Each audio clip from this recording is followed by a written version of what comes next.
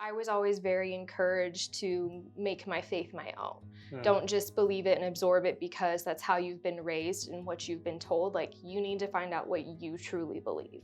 I also feel like, over the past few years, like, people just don't care as much. Right. It's very much developed a cancel culture. I hate to even say those words. It's gonna start such a fire.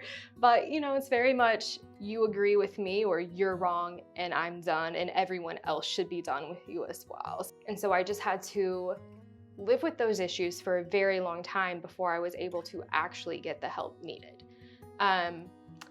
When you live with something for a long time, being told there's nothing you can do about it, you kind of start to believe there's nothing you can do about it and you don't seek help because what's the point? This is my normal everyday life. I've dealt with it since I was 6.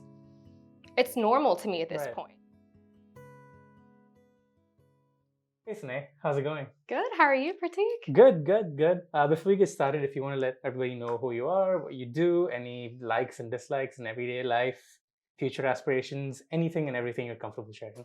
Okay, well, my name is Cené. I've known Prateek for a long time now. We're both grad students here at UCO. Right. We also did a lot of our undergrad together since we were the same major. So now I'm a second-year forensic chemistry graduate student. I'm doing a thesis internship through the Federal Aviation Administration, looking at antidepressants and biological specimens, so human tissues and blood. That keeps me pretty busy between school, and then I also work here on campus, but also my family's really involved in hockey, so you usually catch me at some rink during the weekends. And then my pride and joy is I am a dog mom to the most adorable little 8-year-old Yorkie that you will ever see. So everyone I know knows how obsessed I am with him, but that pretty much keeps my time. Fair enough. And you've had him for the 8 years?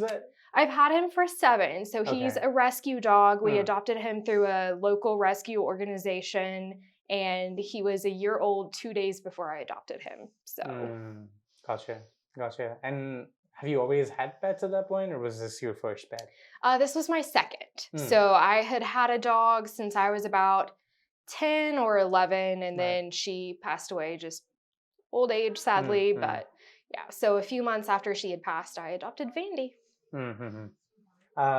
What's the like? I know sometimes people say that you should rescue one rather than, getting one. I guess it's newly born. I'm not so aware of the terminology associated with adopt, don't shop. Right. Yeah. There we go. That's. I guess that's a good way to put it. But why is that? Like, if you want to elaborate on that. Yeah, so I think it's really important to adopt, whether that's from a local shelter or, like I said, I adopted through a rescue organization. So they actually pull pets from the shelter, take them into foster homes. So it opens up more shelter space. But there's so many pets out there needing homes. Unfortunately, people dumping animals has become a really big problem. I'm sure nationwide, but I know obviously more Oklahoma. And so these dogs, they end up on the streets or in the shelters, and unfortunately, a lot of times they end up euthanized just because there's no space. Perfectly healthy, loving dogs, no reason to euthanize them other than there's just no space for them. So when you're paying breeders, number one, you're paying so much more for an animal if you go through a breeder, buying a new puppy. But also that's just putting more animals out there on the street in the end when there's so many that already need good homes. Fair enough. And I'm sure there's a dark side to breeding as well. Like in terms of a lot of the, why am I losing out on words right now? I can't think of words. But just like certain ways of breeding for profit and all that kind of stuff. Yeah, they're not always the most humane conditions. There we go. That's the word I was looking for. Yeah. Have you always wanted, are you more of a dog person or can you go both? I'm 100% a dog person. I love all animals, but dogs are definitely my thing over cats. I don't particularly enjoy being around cats. They don't have as much personality or need you as much as dogs. And I'm a nurturing, caring person. So I like the fact that dogs want you and need that love and attention. And cats are like, let me do my thing. Right. But also I'm highly allergic to cats. Oh, okay. So even the ones that I adore, I can't be around them. Fair enough. Yeah, because I've noticed that with cats. My ex-roommate now lives in a different place and has a lot of cats, and I noticed that with cats, they're not as touchy, I guess, for the lack of a better word. Yeah. Dogs, yeah, when you're around dogs, they want to jump around you, they want Yeah. to be with you. So yeah, you definitely notice that difference between the two animals.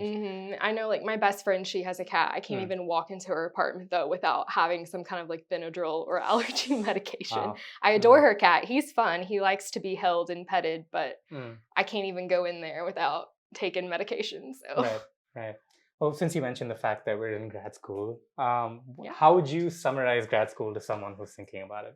Oh, I think that I've had a bit of a different experience because I am going to grad school at the same place I did my undergrad. So I'm already familiar with a lot of people, classmates like you, but also being in the same program, I've worked with these professors for a long time and I know how things kind of work here.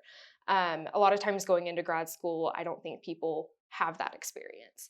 So it might be a bit different, but I love it. I think it's great. The classes, for the most part, aren't much different because here at UCO, you know, the 4,000 level or upper undergraduate courses are paired with graduate courses. Graduate students just have more responsibilities within them. But ultimately, it's the same, you know, class structure that I'm used to. So that hasn't been difficult.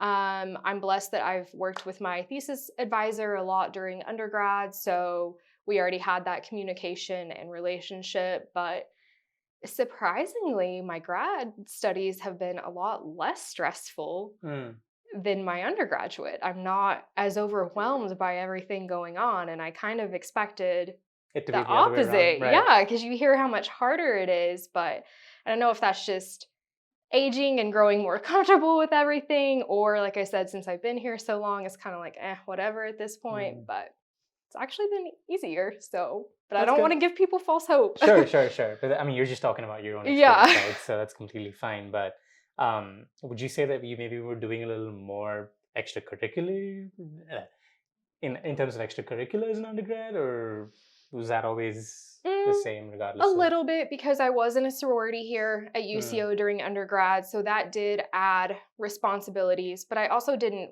work as much during Sure. undergrad, so it was kind of a trade-off a bit, but like I said, the upper undergraduate level courses are paired with the graduate, so I was kind of taking the same level of classes, but more of them, because you take more credit hours as an undergrad than you do as a grad student, so I think that was a lot of it, was I'm kind of doing the same thing I am now. I just had more classes taking up more time and more assignments and all that good stuff. Right.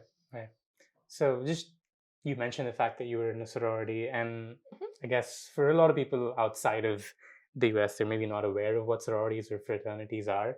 And I personally don't know much about them either, about the bad things that I've heard about them.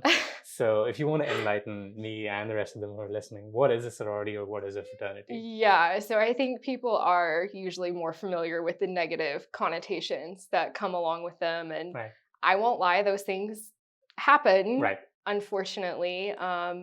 Bunch of young college kids on their own for the first time, things happen. So that is true to an extent. But basically, it was just a really fun way to meet people on campus and get a great group of friends. I'm still really close with my big and my little. So when you come in, they assign you a girl that has been there before for a while to kind of look out for you. Gotcha. And then after you've been there for a while, you become that person and take on a newer member. So that's where the big and little come from. It's kind of like having a big sister and little sister. Sure.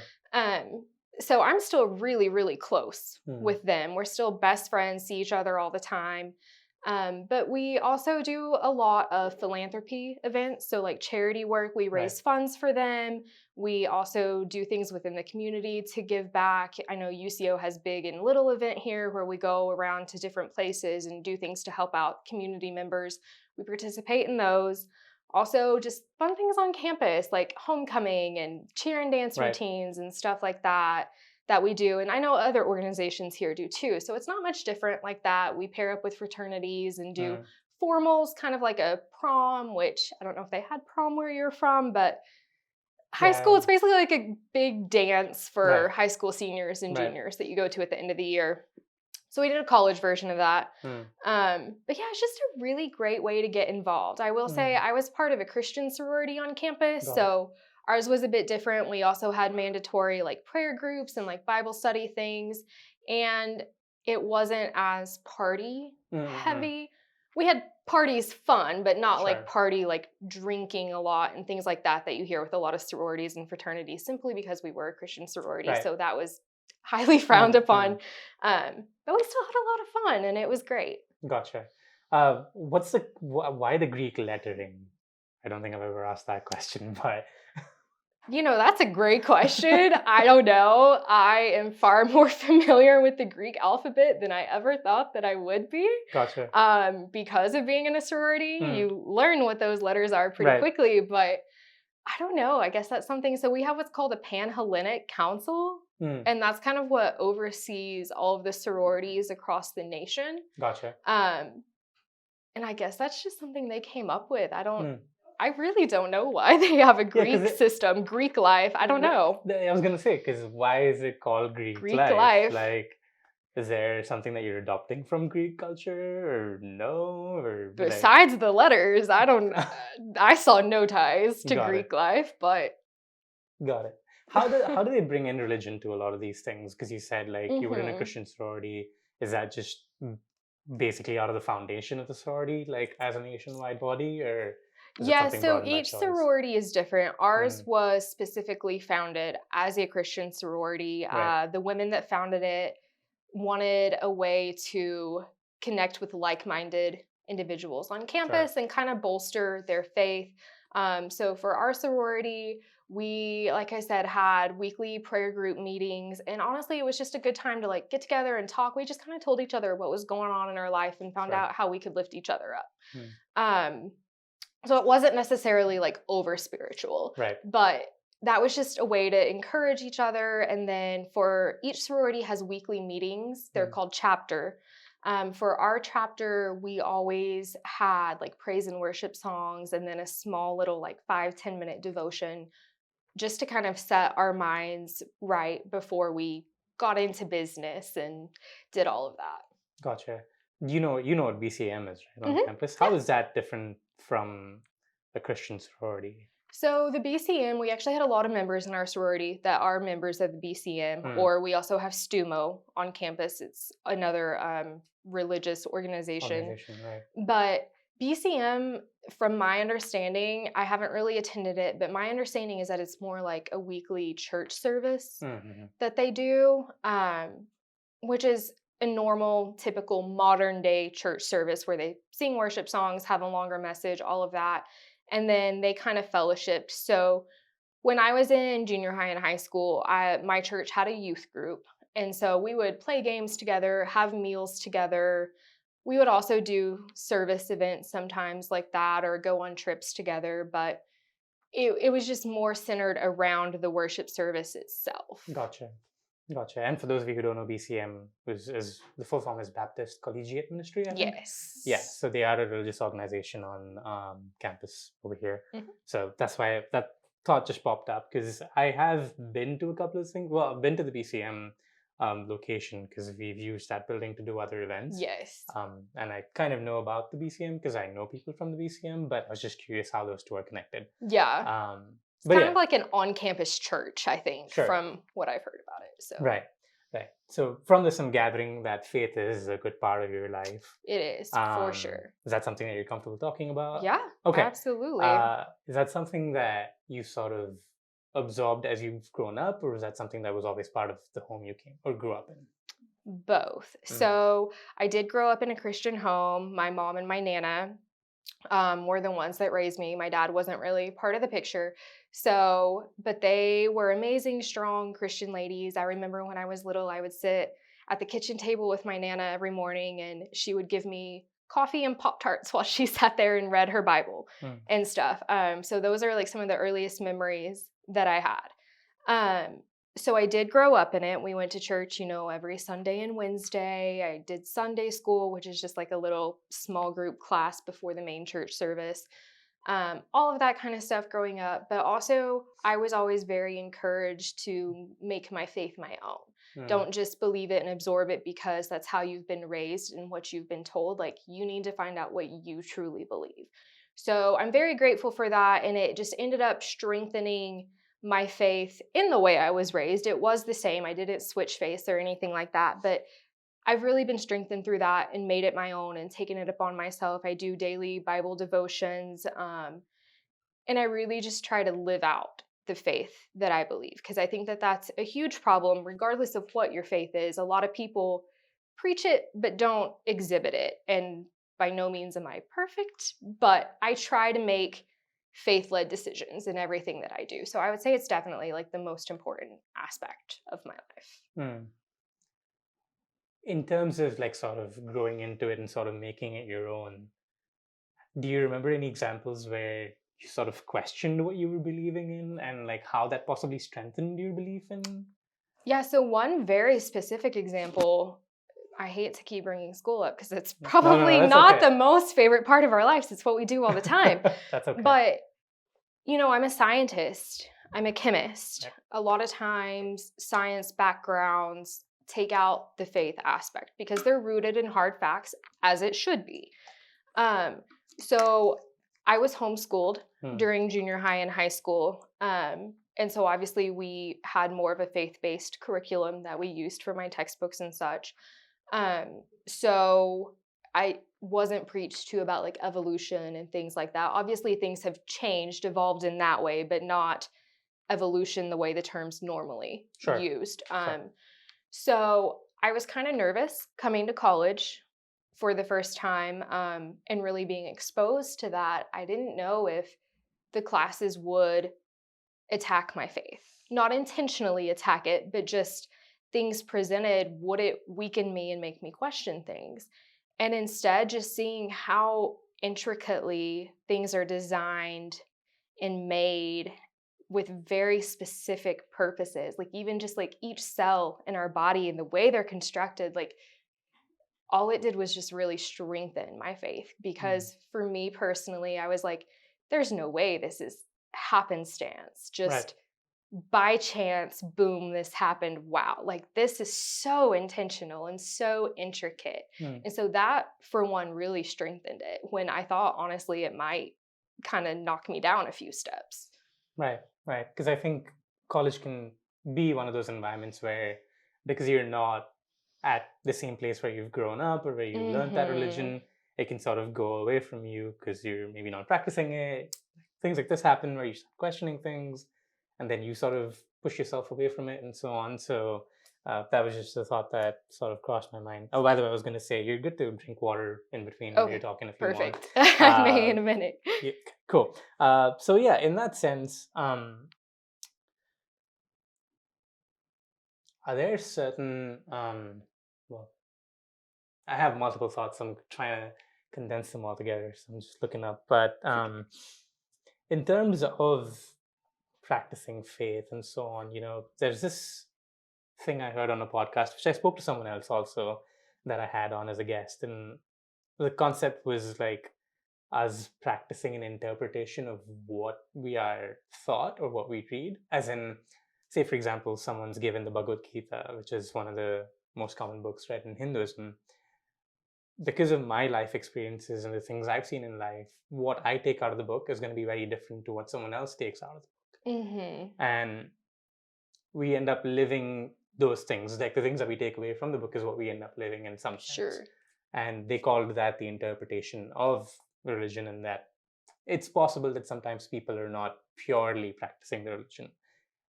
Now that I say that, do you have any thoughts on that in terms of how that might work? Is that even possible? Or I think it's possible to a degree, because obviously our life experiences are going to shape us in the way we see things, and therefore the way that we do things. So certainly, like, we could read the same book and I'm going to take away far different things than you do. And I don't think there's anything wrong with that. So that can play a factor, but I also think that there are certain things that are very black and white, set in stone. You're supposed to do this or not do this, that aren't necessarily as open for interpretation. Like, for example, like the Bible says, like, to love your neighbor as yourself. It doesn't come with caveats and if they do this or if they don't do this or if you like it says love. How I love someone may be different than how you love someone, But I don't think that's open to interpretation whether we should do that. Mm-hmm. I think that's very, you do this. So the way it's done may look differently for everyone, right. But I think at the core, it's not necessarily as open for interpretation. Right. That being said, do you, and this could be general in terms of an answer, but do you think that religion could possibly lack nuance in any way? What do you mean? That was the only I guess I need to sort of develop that thought a little further because that was a question that just came to mind. It's okay.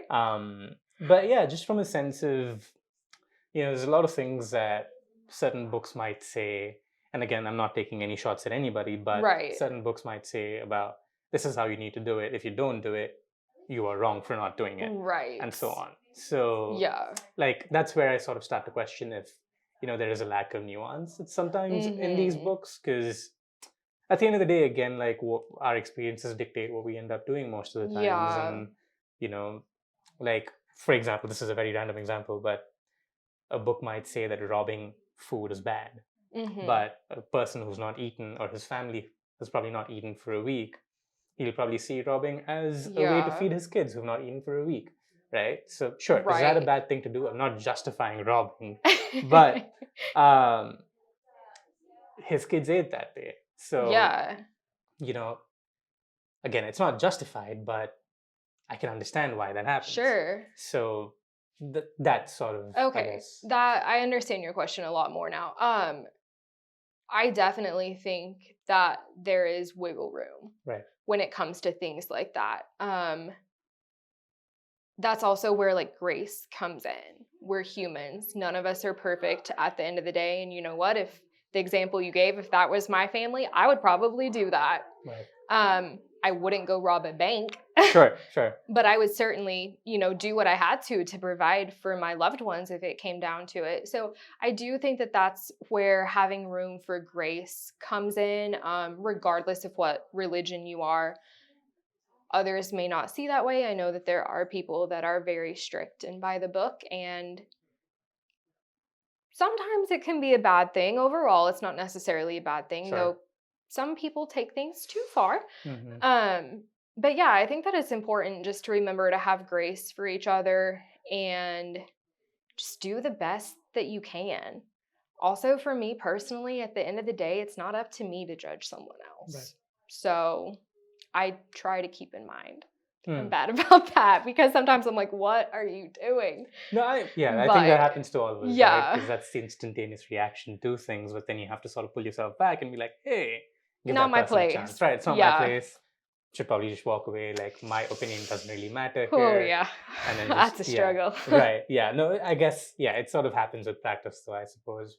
Yeah. You've done that a few times, and then eventually you become comfortable with just doing that and walking away. Have I gotten to that point? No, not at all. Yep. But we'll me neither. We'll get there. We'll get there one day, hopefully.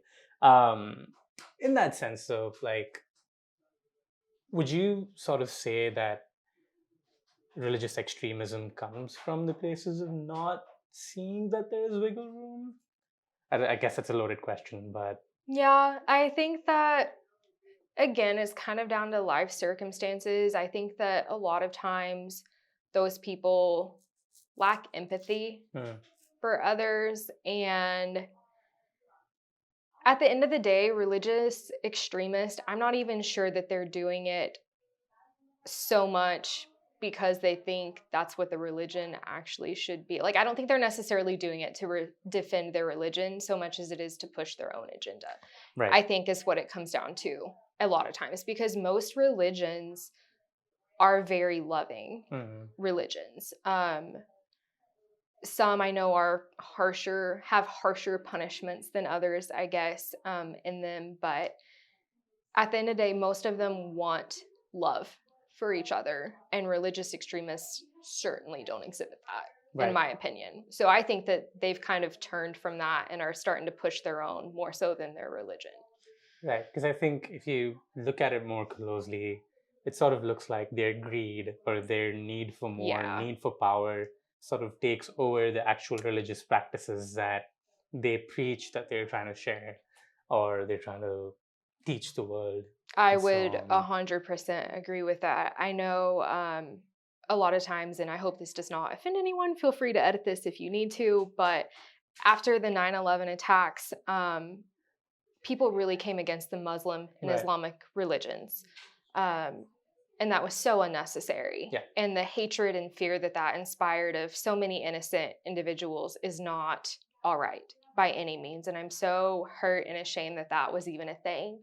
But the Muslim friends that I had were just even more heartbroken because they're like, this is not my religion. These Right. people are not reflective of my religion. I don't care what they say, that they say they're doing it because of this. That's not who we are and what we're called to do. So I think it's really important for people to kind of keep that in mind when they hear about any kind of extremist group, whether it be political, religious, personal, gender oriented, whatever it may be. Like, that doesn't really reflect the masses. Right. That's why I think it's more so a personal agenda being pushed rather than reflective of what they truly believe. Right. And I think that's also sort of something that we can observe when we look at people of different nationalities, for example. Like, it's very easy to sort of say, oh, people from this country are doing this, doing that. But a lot of the times, what we're hearing on the news is mostly the governments of those countries doing things, right? Yes. So, Oh my goodness. right, Yes. it's very hard. So, like, it's sometimes very hard to make those separations that, okay, X government is bad, X people, no, they're just as much human as we are, right? So I think that also sort of not connects, but is very similar to the religious aspect of things where we sort of look at everybody within the religion as, oh, they're all the same because they eat from the same plate or they read the Yeah. same book, so they're all bad people. But no, that's not necessarily true. No, you hit on a pet peeve of mine. I have a lot of really good friends through the hockey community that are Russians. Mm-hmm. Most of those boys that I know are like family to me, and so I know that there's a lot of backlash right now and Right. everything going on, and people like to complain a lot about it without really knowing what's going on. I've heard stories from people that are actually over there versus what you're presented by the media, Sure. which is very edited. Right. So that's just such a big thing. And like the Russian people in general don't agree with their government. As an Right. American, I don't agree with everything my government does either. Like that's just the way it's going to be. Not everyone's going to Exactly. agree with everything. Right. So I just think we just need to respect each other and give that grace that I was talking about and find what the person actually believes rather than looking at stereotypes. Right. Just out of curiosity, if you're open to sharing about this, how has the sort of image that people have of Russia right now affected the people that you know, from what you gather? The Russians that I know are very headstrong Okay. and don't really care what people think. Got it. That is very much a cultural thing. Sure. They don't agree with what's going on for the most part. There are certain things that they agree with, certain things that they don't, Sure. as is to be expected with any situation. But they were more so worried, and this was back when it first started happening. Right. It's kind of died down now. It's not as, much backlash going on. But they were really worried, I know, about missing some opportunities for things. I know they were worried about scouting with hockey. They were worried about employment, things like that, simply because they were fearful of people judging them for their nationality. So they were more concerned about that rather than the fact that people didn't like what was going on. They were also concerned for safety of their loved ones over in Russia. It's not really acceptable much for Russian people to speak out against their government. That's very frowned upon. So everyone was trying to be very cautious kind of about what was said and put out there and just to keep everyone safe. So Right. Yeah, because a lot of these, I guess, authoritarian countries, for the lack of a better word, have that thing where they're against a lot of internal dissent, right? But yeah, that's a separate can of worms. Oh yes. But in terms of, I guess, wanting to go back to the religious aspect of things slightly, you mentioned the aspect of grace and how it's very important to show that to people. But this is just from my personal experience of reading certain things and noticing that on one page it talks about showing grace, but on the other side there's also things that say, oh, if they don't believe what they're supposed to believe in, then they're XYZ, like name calling, for the lack of a better word. Why is that conflicting, or do you feel like there is conflicting information like given in some of these like books, or from what you've seen or maybe what you've heard when people talk about it? Um, Maybe from what I've heard when people talk about it, not in what I have actually read. Sure. I think that context is very important. Absolutely. And so a lot of times people take things out of context, or they will pick a certain, chapter and verse, or I'm not sure how like Hindu books and things like that are split up, but they'll pick out one little Right. section and quote that to you very easily. But when you look at the bigger picture, that's not what it was saying Right. at all.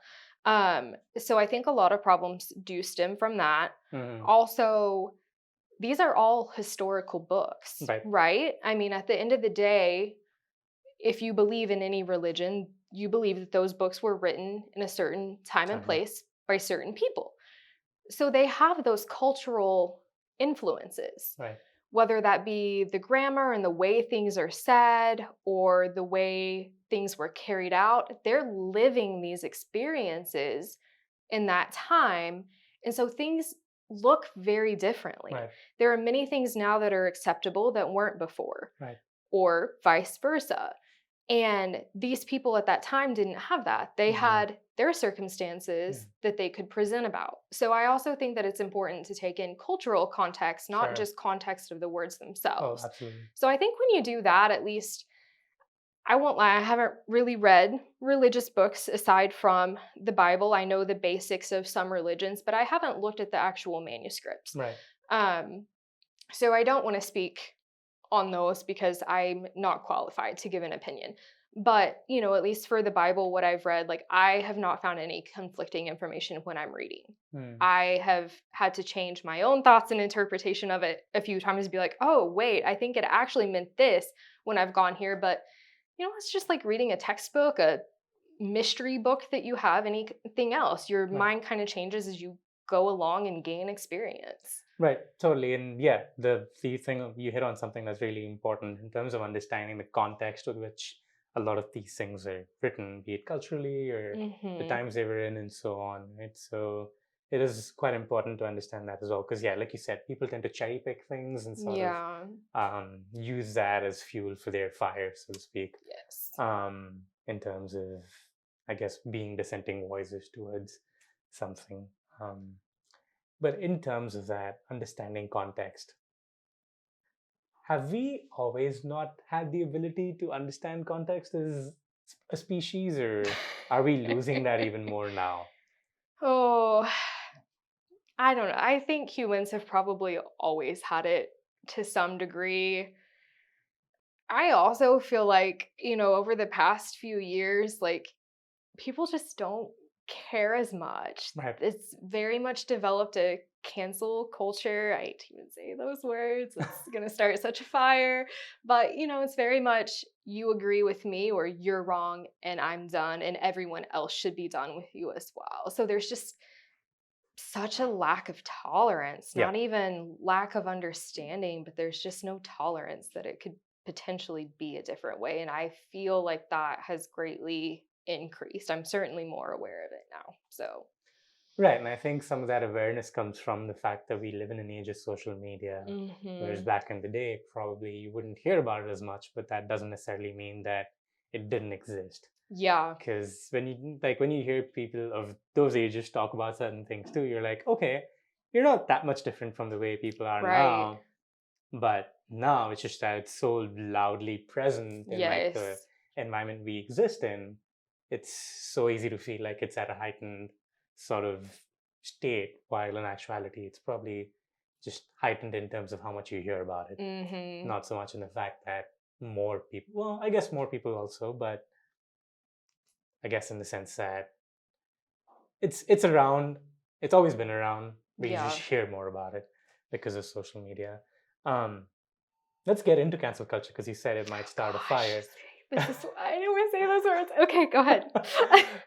Why do you feel like oh, you mean a fire inside of you when you talk about cancel culture? Is that what you meant when you said that? No, I think that people just have such a strong reaction to it, either agreeing or disagreeing with it. There are very few people that are middle ground on that topic from my experiences. So I just feel like there's going to be a lot of strong reactions when they hear that word. So Have we lost the ability to see nuance? I think some people have. I hope I haven't. Right. I'm sure sometimes I don't see it, I can get very stubborn and set in my ways. I'll be the first to admit that. But I do think that some people have completely lost it and just don't care. I also think that sometimes we just don't allow time to do its job. I mean that from a context of like we want to adapt and understand new things. I don't think people are like I don't think people are not wanting to learn or not wanting to adapt and grow out of the sort of biases that they might be in. But I think we sometimes, I guess this generation has this habit of shoving things down people's throats to where you have to believe this right now. If you don't change this second, you're XYZ for not doing that. But I think when you've lived with something for 20, 30, 40, 50 years, you can't expect that to change within a second, right? Right. I feel like people don't give everybody that time to just change, right? If they still don't want to change, fine. That's on them. That's on them, right? But if like you should be giving people the room to change as well. Sure. I think that's something that we lack as a generation or as a society today, because we expect people to like give us the time to grow, but then we don't want to give those people the time to grow as well. So I've noticed that, and it's always sort of been like, why is it like rules for me but not for you? Yeah. Or rules for you but not for me. I said that the other way around. But yeah, it's always something that I've thought about. Is that something that you've thought about or anything? I have. I actually kind of tend to be the opposite. I'm far harder on myself than I am other people. Sure. I am far more forgiving with others and allowing them space than I am myself. Which isn't necessarily a bad thing. I think it's good to have high expectations for yourself, and not everyone else should be expected to meet those. Not everyone is capable of that. But also, I think that you hit on it really well when you were talking about social media and things being such a problem. Everything is just constantly and instantly at our fingertips. There's always something being pushed in our faces.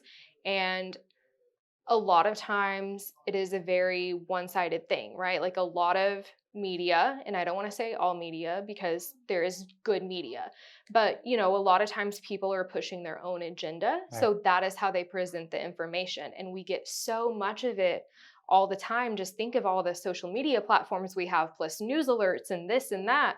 We don't have time to research all of those things. And so we make a very instant decision when we see those things, how we feel about it, whether it be good or bad. And when enough of those build up, you start to feel strongly about things when maybe you haven't looked into it as much as you should to form that type of opinion. Sure. But because of that, you already feel strongly about it, and you just don't see how others can't feel the same if they're hearing the same information, whereas the information getting pushed to them could have very well all been the flip side of the argument that you heard. So I think it's the lack of seeing the full picture. We're seeing what people want presented to us.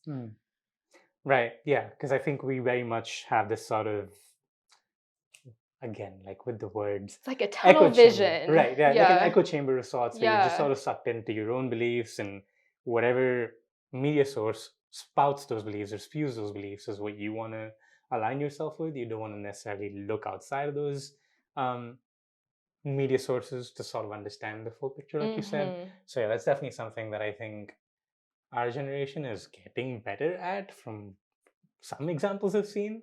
But I guess there's still some ways to go in that case.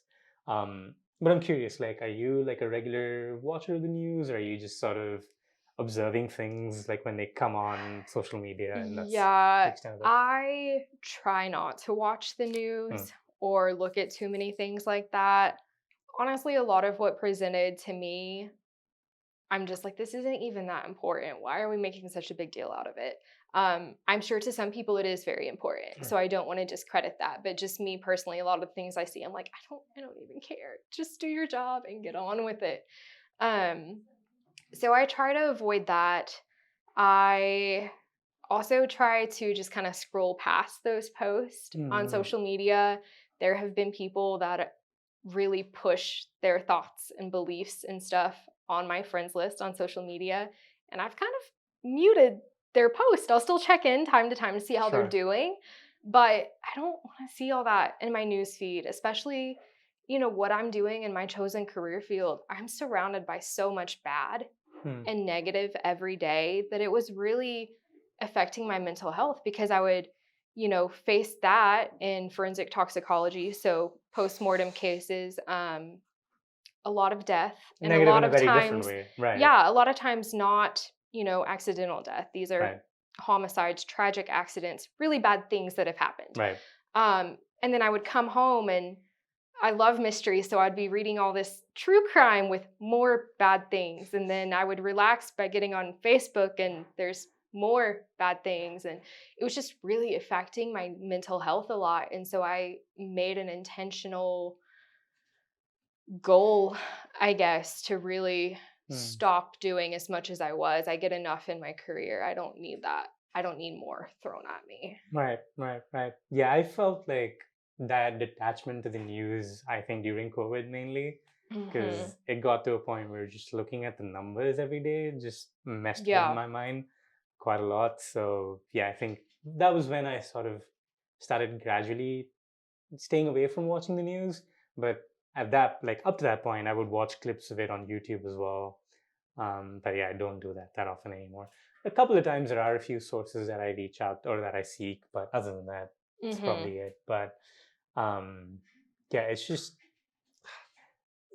the news, at least the news as we know it in terms of big media channels, are more so just peddling narratives at this point, and like they are spewing every negative story that they can just so that they can get those extra eyeballs on their channels, I suppose.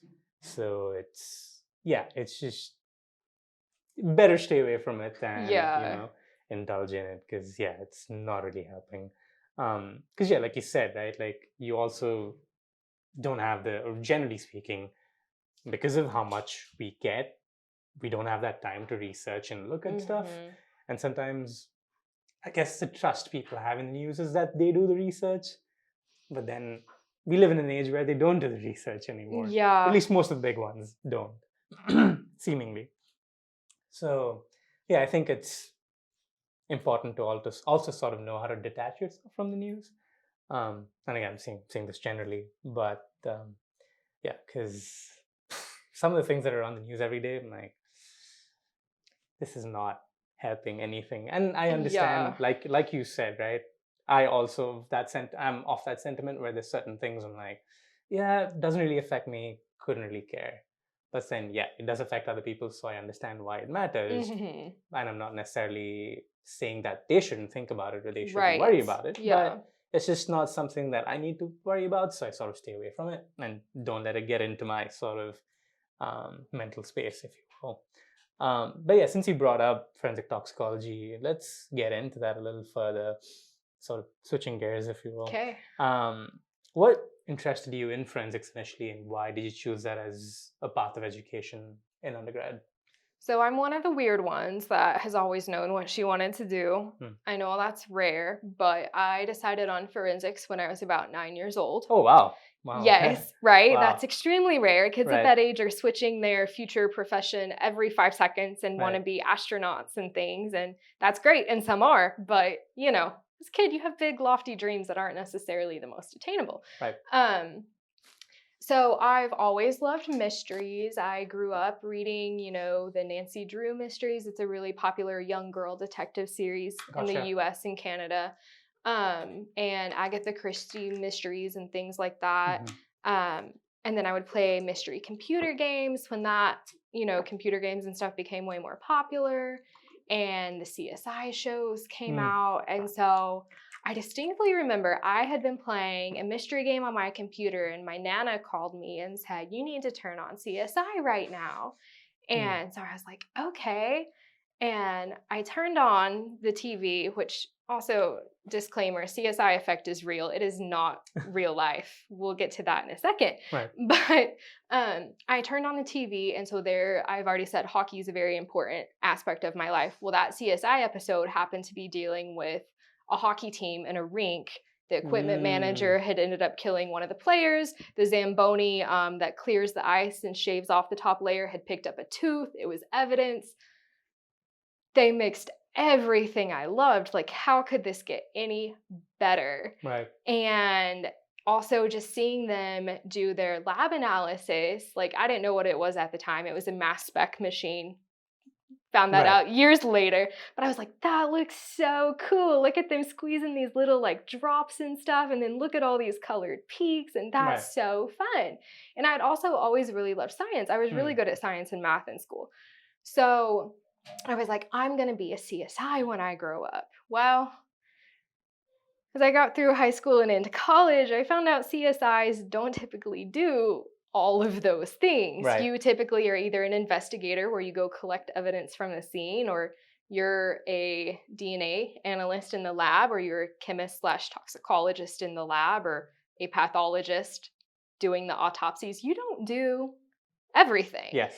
So when I found that out, I loved science so much that I thought I would do biology, but I found out that that was kind of limited compared to what I wanted to do. Obviously, DNA is very, very important, arguably one of the most important aspects in forensics. So I'm not talking down. Yeah. Don't even. It's the gold standard for a reason.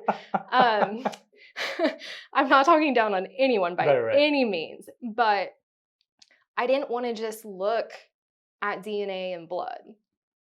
Fair. For serology, I didn't want to just do that. I thought that I would get bored with it over time. It's the same thing day after day. I personally can't do that. I need some sort of variation. And so I wanted to look at other things. A lot of the things that I enjoyed, I found out were actually on the chemistry and toxicology side. I really enjoy looking at drugs in people, whether that's, therapeutic drugs or illegal drugs. And I enjoy the medicine side, the medical aspect of that. And so I started out as a biologist, quickly switched to chemistry, health sciences, which pairs both worlds together beautifully. I get to do chemistry, biology, medicine, all of that. And that's really what toxicology is too, is just a mixture of all three of those aspects. So it ended up being absolutely perfect. You mentioned that you wanted to get into the CSI effect, so let's do that. Yeah. Okay. Yeah. So that's kind of what I meant by like, I wanted to be a CSI when I was little, because the TV shows portray that you get to do everything. You get to go to the autopsies, you're interviewing suspects, you're collecting evidence, you're analyzing the evidence, and that is just not how it is. Some smaller labs, you will do both crime scene collection and evidence processing, but for the most part, that's not how things are. And it's not easy with these super fancy, expensive machines that most agencies aren't lucky enough to have, but Hollywood can easily buy. So our processes are a lot more difficult. It's not as easy as it makes it look. And we don't just get to wrap everything up. Every case on those shows, you get a concrete ending. This is what happened. This is who did it. They're in jail. That's just not what happens. And sadly, sometimes in real life, even when we do everything we can to catch the bad guys, sometimes you don't get to lock them up and do that good that you necessarily see. So just realistic expectations, I guess. Right. And the fact you just mentioned how Hollywood could buy those things, that just crossed my mind. It kind of weirdly blew my mind in the sense that the people who really need it don't have the money to spend it, or don't have the money to spend on such things, but they have the money to dramatize about it. So it's a very weird world we live in. The good we could do if we were just on a Hollywood set, right? Exactly. So sort of from what you said, it's always been that this is what you want to do, and you're doing it right now. And that's awesome, because like you said, most people like, hell, I wanted to be in the army for some reason, but then that changed. So that completely, that tends to evolve for most people, like you said. So that's really cool though, that you're able to do what you wanted to do since childhood. So that's really cool. In terms of research right now, I know that how you got to the topic, but if you want to briefly talk about how you ended up with that topic for research and what you like about in terms of doing that topic, Okay. doing that research? Yeah, sure. So it was kind of a combination of things. I was trying to think of something I could do for my thesis project, and I wanted to focus on something that was important to me because we put so much work and time into these projects that if it wasn't something I was passionate about, I knew grad school life would be absolutely miserable. Right. Um, I knew that I just couldn't do it personally. So I wanted something important. So I had kind of made a list of different things that have affected me or people I love throughout my life. And I also knew I wanted to do postmortem toxicology because that's something that I really, really enjoy and what I want my actual career to be. So not just any chemistry, that narrowed that down for me. Um, and so I had gone in to talk to my thesis advisor about it over the summer, and he actually proposed something else to me. And I was like, well, I can kind of get behind that. And he had said that the Federal Aviation Administration, or FAA, lab was working on that project. And so he wanted me to go meet these people. So I was kind of like, I can live with this project. It's interesting enough. And this is a really great opportunity. Number one, they have things we don't have here at UCO. Right. So I'm getting great experience in that lab and also just the networking opportunities. It's a great career move. So I will go with that. When I told him that and I was like, okay, this works, because it was also postmortem talks. And I was like, I was, thinking of that anyway. Perfect. So we go in to talk to the people at FAA, which they are so amazing there. I cannot speak highly enough of them. They want to work with me so much and teach me so much and give me freedom to do things beyond just what I'm there for to serve them. So I'm so grateful for that. But I was talking to them about it and they're like, if this doesn't interest you, we always have a lot of other things going on. And so when they said that, I was like, they had mentioned a few things, and one of them was this antidepressant panel that they were trying to create. And I was like, antidepressants were actually on my list of things because I personally have been on them.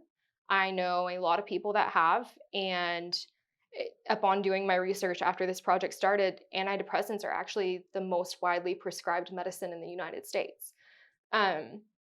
So I was like, that's actually perfect. And they're like, great, because we would actually really rather have someone working on this than that. It's just a bigger, more difficult project.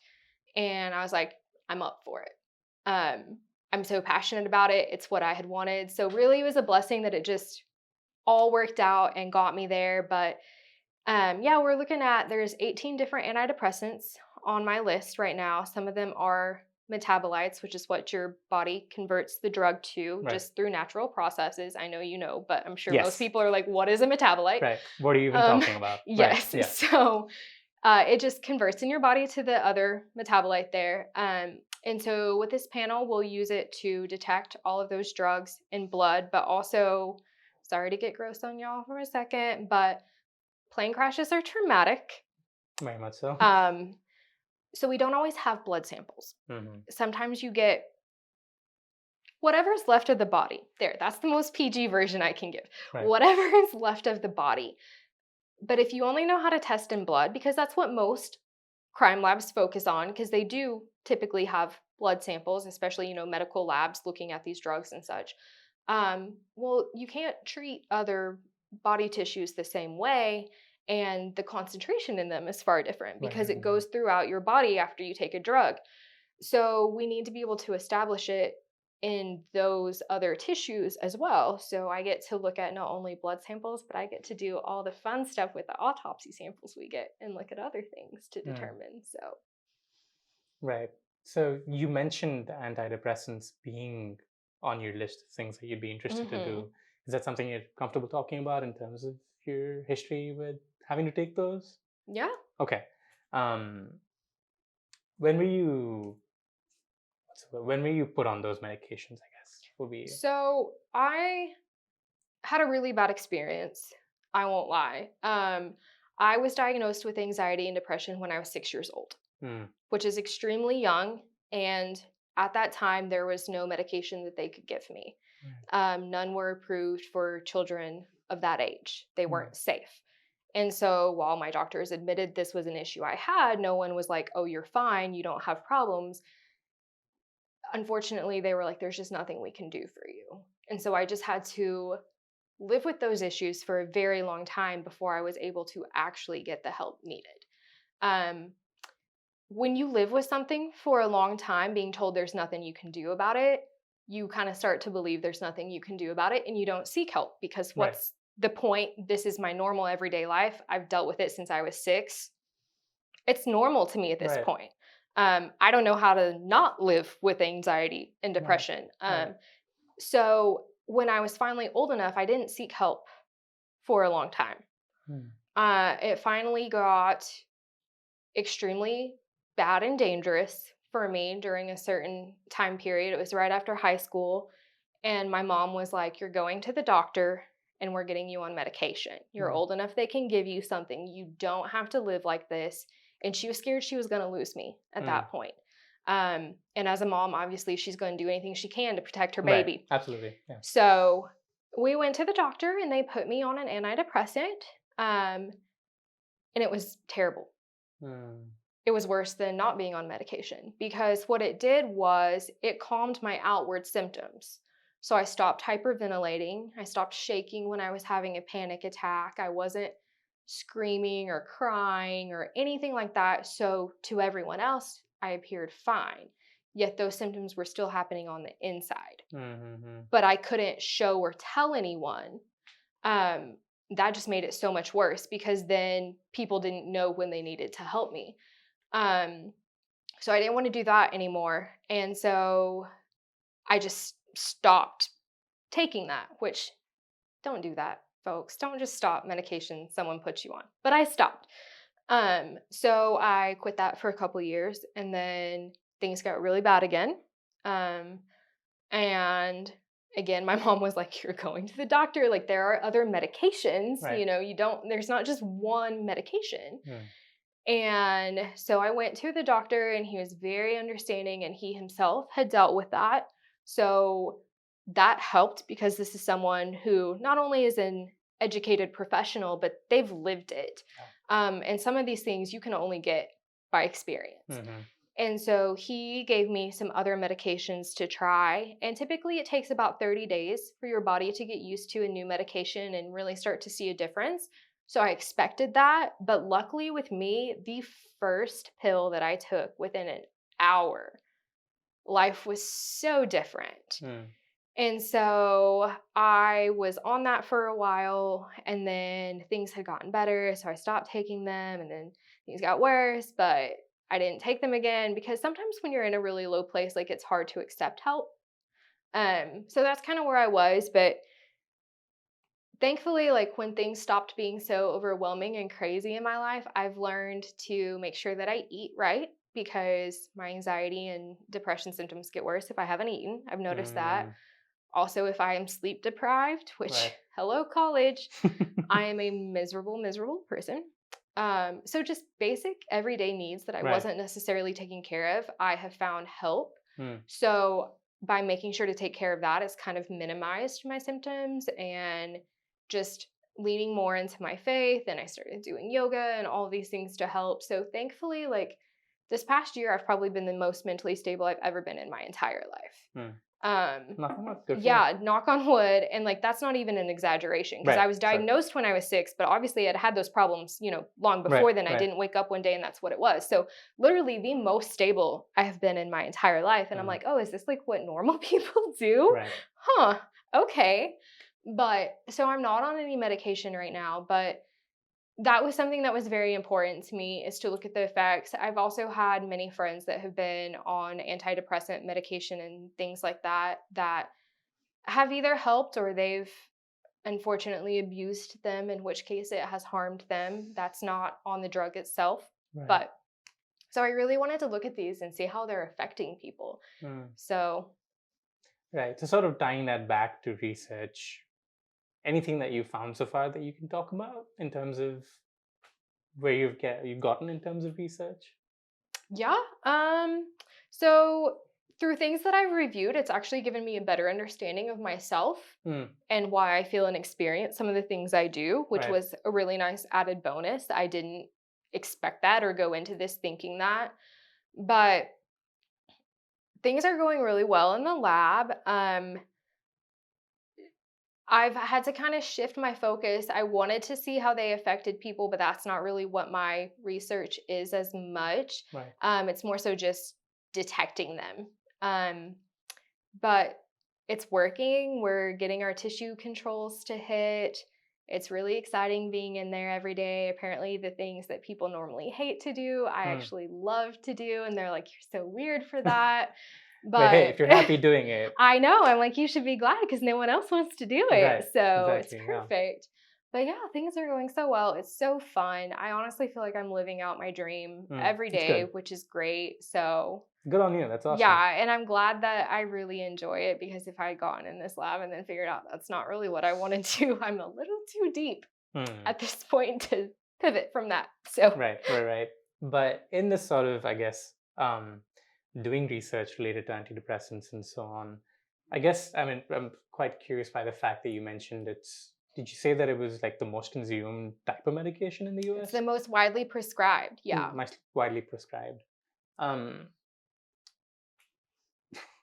I hate to sort of say, oh, big pharma doing its thing again. Yeah. Because, like, yeah, people genuinely need the help and, they prescribe those drugs. So I completely understand that. But I guess it sort of fascinates me that it's the most widely prescribed drug. Yeah, it's just, I don't know if it blows my mind or if it's just sad in some sense. Both. So one statistic that I found in the literature that I reviewed said that over 21 million Americans are diagnosed with anxiety and depression. Those are ones that have actually sought help and gotten an official diagnosis. Correct. That does not include the tons of people who don't get help. Also, I agree with you, Big Pharma making money off of medications. Thankfully, the antidepressants and stuff, for the most part, a lot of them are very cheap because they're available in generic form. Got it. So thankfully, people can get them cheaply for the most part. There are definitely expensive ones. And I'm sure doctors do overprescribe. Also, I think it's very important that people understand that there are two types of anxiety and depression. Both are equally terrible. Right. And so it's not, oh, I'm worse off than you are, or you need to suck it up and deal with it. That's not where I'm going with this, but there are situational anxiety and depression where something triggers you to be upset, a loss of a loved one, a loss of a job and that financial stress it brings, a divorce, something like that that triggers you to be in an anxious or depressed state. You still need help for that, but like once you cope with that and get over that period of time, you're fine again. So medicine should be being prescribed for that short amount of time that you need them. But then, like in my case, mine is an actual chemical imbalance that I have. More clinical. Yes, it's clinical, it's chronic. My life can be absolutely fabulous and I'll have a panic attack for no reason. And like, even in my own head, I'm like, why am I freaking out? Like, there's nothing happening. Everything is great. Right. And so those are people that are going to be prescribed and on it, long term or off and on it over the course of their life. So that's probably also a factor, is that it's not necessarily that they're prescribing them and people are staying on them forever. It may be, I'm prescribing them and this person's on it 2 months and then they're okay, and so you're seeing a lot of those too. Right. But it is sad. I think it speaks a lot to the state that, our world is in, and social media, we've talked about that, is not helping, constantly shoving things in your face. And there's just a lot going on, and it is sad and mind-blowing both. Yeah. I think. Yeah. Just to sort of focus on the idea of big pharma very briefly, for those of you who might not know, it's this concept of how big pharmaceutical companies around the world are using medication as a way to make money, not necessarily caring for the people that take those medications, but just sort of being very business driven. Money, and that's the gist of it. But maybe this is too personal a question to ask, so feel free to answer this however you feel. In terms of doing certain practices, like you said, making sure you eat at the right times, or eating well, sleeping well, yoga, and all of that, how much of a difference you've noticed doing those things versus when being on medication? So these things for me personally have been in my day-to-day life when I'm fairly stable, I would say. When I was at the places that I was when I got that medication, I don't think that they would have helped near as Mm. much as I needed. I'm sure they would have helped to some Sure. extent because Sure. those are never bad things Right. to Right. eat and sleep and, but I do not think that they would have been enough. This is more of a maintenance for me, not a rescue for me. Understood. But it's also just been a lot more like learning just kind of by happenstance. Like I would notice that I'm just cranky and I'm about to have a meltdown because I could feel it coming and I'm just being very overstimulated by like all the noise around me and stuff and I just can't handle it. And then like my stomach would growl or something and I'd be like, "Oh, I'm hungry." And I would go eat and then wow, life is rosy again and I'm like, "Wait, I was just hungry?" Oh, okay. And so then next time I would feel that way, I would like kind of try that. I would like think about it and be like, well, I haven't eaten yet today. Maybe I should eat. And things would help. And Yeah. then kind of the same way with sleep. Like I would notice when I got, a good night's rest or I hadn't been staying up till 3 a.m. every night working on exams and things, like I felt a lot better mentally and yoga kind of cleared my mind and things. So it's a really good maintenance program that worked for me, just kind of learning by happenstance. But that's not to dissuade anyone from getting on medication Sure. if you need it, because there are certain times and instances where you certainly do need medication and Right. those things are not going to be enough. Right. And again, this is personal experience. So seek the help that you Yes, need absolutely. Yeah, I'm when you need not it. trying to tell you to avoid a doctor and go do yoga Right. by any means. Right. But speaking of that, like a couple of thoughts just connected, and this is something that I've thought about before, but I guess now that we're talking about it, it makes sense to ask these questions. Firstly, do you think college is making more people depressed? I know it's maybe a little loaded and the reason I ask that is because the way I feel like college over here is structured, if again depends on how much you take on and all of that, of course, because maybe you might not want to take on as much and you're fine managing everything that Right. comes your way. But if you're doing a lot along with classes, not eating right, not sleeping right, I feel like that can put you into that situational, I guess, sense of being anxious or being depressed because nothing is happening the way you want it to happen, or things just seem quite overwhelming. So that was where that thought came from. It's Yeah. not a very well thought out thought, for the lack of a better word, but I'm curious to know, is that something that you've thought about, or I do you have mean, any opinions on it? I haven't thought about it, just kind of hearing you talk about it right now and kind of processing it as we go. I don't know that I would personally say college is making people more depressed in Right. general. Sure. I do think college probably makes some people more Right. depressed. Sure. But I don't think that that's necessarily like a generalized statement that I would feel comfortable Right. putting out there because number one, some people are more prone to having issues with these than others. Like some people, Absolutely. they're not affected if they don't get a good night's sleep. Like they're fine. They sleep Right. on 5 hours and it's no big deal. Right. And things like that. And like you said, everyone has different capabilities with the workload and intensity that they're able to handle. I know used to like past generations, you graduate high school and you go to college and that's what you do. And it doesn't matter what you want to do with your life, you're going to college or you're going to the military and there are no options in between. So I feel like that pressure was being put on a lot of people when it didn't have to be. Right. And so I can see how that would cause some depression and anxiety because you don't really want to be there and now you're having to deal with all these things and navigate it. But thankfully, I think it's becoming more accepted that you don't necessarily have to go that route. Right. There are trade schools and things like that. And so I'm thankful that the mindset, at least in the US, is kind of shifting away from that to avoid that unnecessary pressure on people. But also, it's just such a hard time in people's lives for traditional college students. We're talking about those 18, 19-year-olds. I was a couple years older than that when I came to college, but that's such a hard time in life. Yeah. You're learning how to be an adult. You're learning how to do things on your own. And that's just so hard in general that I think it can be a very anxious time. Phase of life. Yeah, there's just a lot to figure out. So I don't think college necessarily makes people more depressed in general, but yeah, it can be a contributing factor if you're already kind of predisposed to that. Right.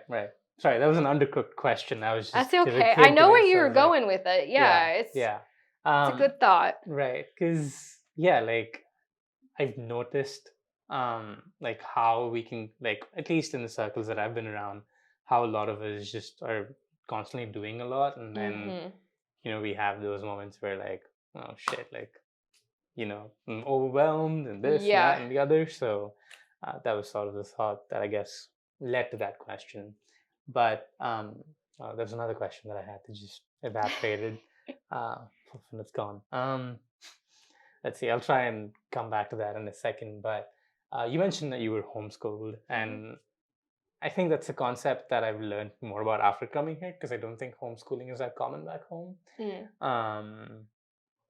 But for you, how is that adaptation period from being homeschooled to coming to college? I loved it. So I was homeschooled. I know people have different views and thoughts about that with as far as like how kids are socialized Sure. and things like that. I had a very social life. I went to my church groups and stuff, as I had mentioned. I had people at hockey, all of that. Also, when I was homeschooled, I played sports. So I got to travel to all these surrounding states. I was gone all the time, which was a great experience for me. So thankfully, that was a good experience, and it got me used to socializing. Also, I'm an only child. My mom was a single mom, so she had to work a normal 9 to 5 full-time job. That made me be very independent because I had to do things while she was gone. I had to do my schoolwork and stuff and be responsible for myself. She obviously helped and was great, but to an extent, I had to be responsible for myself. So I came to college with that responsibility and that experience. So thankfully I did come in with that. I know a lot of people don't, so it may be different, but that helped. And then also, I know when COVID hit, a lot of people were like, oh my gosh, this online learning, like, what am I doing? It's so hard for me. And I'm like, I'm used to teaching myself stuff, right? I read a book. I don't have a professor lecturing me like a lot of high school students, are used to. They go to class, they have a teacher teaching them. I didn't have that experience to begin with. So it wasn't hard for me. And they're also like, this is hard for me because I have to make sure that I'm doing all these assignments and keeping on top of them. I was used to that. So it made my transition easier. People that were more sheltered during their homeschool experience, I'm sure would be a very big shock to them. But for me, thankfully, I think that it set me up great for college and helped me a lot. Is that common all over America, or is that more unique to certain parts of the country? Do you know? I don't know. I think it's becoming more common. I definitely think it's becoming more common and more accepted. I know that there is like virtual charter schools and stuff now too as well, which is kind of along the same lines as homeschooling. So definitely becoming more popular. But I know when I first started doing it, because I started in 5th grade, we had to be sure that we were really following things. Some states, they didn't allow that as a recognized form of education, so parents were getting in trouble. Oklahoma was not one of those states. We were allowed to do it. We typically follow kind of what Texas sets forth in their law, and so it was great there. But I've had to provide additional documentation, like for colleges, things like that, because I don't have the traditional like transcripts and stuff that you would have from high school. I also never took the ACT exam that is used to get into a lot of colleges and things. So there's been some hoops that I've had to go through, but when I started it, like people would hear homeschool and they'd be like, oh, you're like weird, because, a lot of people thought you didn't socialize or do anything. You just sat home with mom and or dad, and that's what you did all day. So that kind of connotation has really changed. So I think it's becoming more popular, probably all over. But why do you think it's becoming more popular or common? Is there like a trend that you've noticed that contributes to that? I think there I don't want to say there's been more issues, but it's been more publicized, I guess. I'm sure issues have always been there. Right. But we're hearing about a lot more issues with schools. I know the state school board here in Oklahoma it's just been everywhere. It's one of those things I try to avoid. But there's been all kinds of issues with what they're teaching kids and how funding's given out and things like that. And parents are kind of fed up. Also, sadly, education's getting caught in the middle of political crossfire. Right. I feel like, and it should not be at all, ever. These are educating kids. It has nothing to do with your politics. So I think parents are kind of pulling back from that. Also, like the whole COVID thing happened, and so they got kind of more used to it. A lot more people are working from home now, and sadly, like all of the school shootings and everything that have been happening, like it doesn't feel safe. UCO is a safe campus, and I'm thankful to be where we are. But I don't think any school is safe, honestly, or any other place, I guess, for that matter. I mean, things are happening everywhere, but I think people are just afraid to send their kids somewhere out of that false sense of control, honestly, that you can protect them. Because at the end of the day, you can't protect everyone from everything all the time, but it's hard to send them off and let someone else be responsible for their safety. So I'm sure that that's probably a contributing factor as well. I guess I'm getting this tangential question, sort of connecting homeschool to childhood. But things that you've learned in childhood, like what are some things that you've stuck to that have served you well to now? Well, I told you my faith, obviously. Learning to be very independent and responsible. Also, I came from a very humble background. My mom struggled. She was a single mom. That was very hard for her. She didn't get child support or anything like that. So I've definitely learned how to budget well and not get too attached to material things or have to have the most expensive things all the time, because I never really had that. I always had what I needed, but we didn't always have, fancy or extra. There would be times we couldn't do what we wanted, things like that. So I'm honestly thankful for that now, because it gives me a greater appreciation for things and not as much entitlement like I feel some people have from their backgrounds. So yeah, I think just like those basic life skills, and I think it also gives me more empathy towards people who are struggling, because it's like I've been there, I get it. And kind of like I said with the whole, like my doctor that had like depression, like him just having that life experience, just knowing that he understands some things.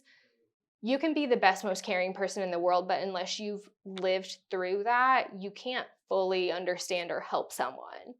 So I'm kind of thankful for that, I guess. And sort of just the last question to cap this off, is that like feeling of gratefulness towards those things something that's developed over time, or has that always existed? Like the reason I'm asking that is because as kids or as teenagers, it's quite easy to sort of be disgruntled with like the way life can be difficult sometimes. But then after you sort of cross that phase of teenage years, you sort of understand how these things, or at least like I'm speaking in general terms, but how it possibly has shaped you into the human being you are today. So is that something that happened to you naturally, or was that something that you realized over time? Kind of both. There were certainly times as a kid that I would be upset because I didn't get what I wanted or didn't get to go do what I wanted to do. And looking back now, I realized that it wasn't like as a punishment or because my mom like didn't care. Like we just honestly couldn't afford to go do that. So as a child, like I didn't realize that, and no child should be expected to realize that. I think it's okay to have that freedom of being upset. Absolutely. But also a lot of times, like I didn't realize that other people didn't live that way. My mom and my nana were from a small country town in Oklahoma. So even though I grew up in a city, it was the outskirts of a city. We planted a vegetable garden. We did all these things, that normal city people, I guess, actually didn't do growing up. And this is something I'm still learning. Like my friends will be talking about stuff and I'm like, wait, you didn't do this? Right. You didn't what? Yeah. So I'm still kind of learning that maybe that just wasn't, I don't want to say normal because what is normal, but I didn't realize that it was anything different that people didn't have or didn't do. So I didn't miss that much of it. I do think that there were times when it created more of a burden than a child should have because I had to be made aware of those things or had to kind of help with those things. But overall, I guess kind of hindsight's always 20/20 looking back, but it's a bit of both. Like I was fine with it then, and then just as I've grown, it's developed more. Right. But. Right. For the last question, I know I said the previous one will be the last one, but you said to wrap up that, so it's okay. You mentioned gratefulness, and you probably already touched on a couple of things you're grateful for. But if you want to, like, except for those things that you've probably already mentioned, what are some other things that you're grateful for? That's a good question. First off, I think it's really important to understand how to find joy in spite of your circumstances. Sure. Sometimes bad things happen or you're not in the best place, but I still think that there is joy to be found. And that creates an attitude of gratitude within yourself, which I think is important. But I am really blessed to have the background that I do with the family that I had. I didn't necessarily realize it at the time, but sometimes you don't know what you have till it's gone, and it makes you appreciate things more. Absolutely. So I am really grateful for that and for these foundations that have been established that I see come out in myself more and more as I grow. I'm also obviously very grateful for my faith and the hope that that gives me, like, even when things are bad. Right.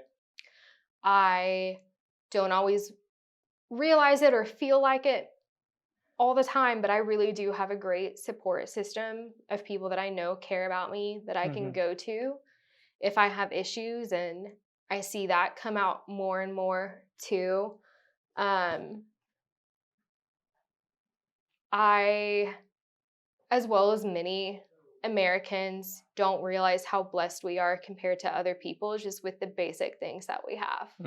Like, I know this sounds so stupid and kind of cliche, but like, I can just go get water, right? Like, I have a cup of clean water, like, down here that I can get whenever I want. Right. If I run out, I'll go down the hall and get more.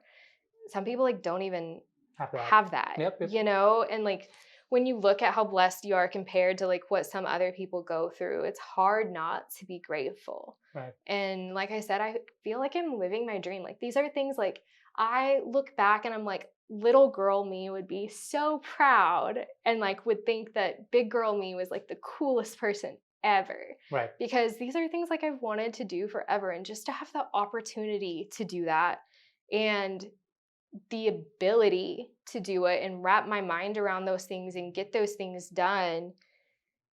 And I'm being taught by, like, former FBI agents. Like, these are the best people in the world to teach me this. So, like, not only, like, doing what I wanted to do, but being taught by the best and getting to walk alongside them and hear them say that they believe in me and they're proud of me is so incredible. So I'm still just mind blown every single day that I get to do this and have this opportunity. I still can't believe it.